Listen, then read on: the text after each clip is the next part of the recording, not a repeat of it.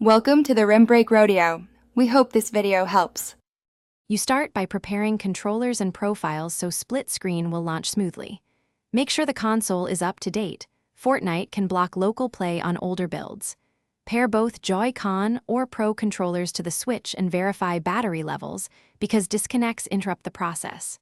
Next, sign in the second player to a Switch user profile. You need 2 local profiles.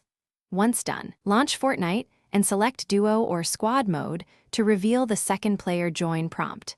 This is the first actionable. Now continue by actually joining the second player. In the Fortnite lobby, choose Duo or Squad. Split screen is disabled in solo and some limited modes. When the prompt appears, press the second controller's plus button or SL/SR for Joy-Con to join. This pairs the controller to the second profile. Make sure you select the correct second player profile and confirm controller mapping so input is correct. If the second player can't see the prompt, try repairing the controller and returning to the lobby once. Finish by adjusting layout and confirming everything works. This prevents discomfort during play. Open Fortnite settings to tweak HUD scale, split orientation, and sensitivity so both players have clear views and fair controls. Test aiming and movement in the practice area. If inputs drift, calibrate controller dead zones in Switch system settings.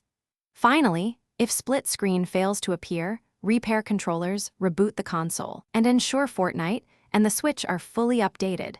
That single troubleshooting step resolves most join issues.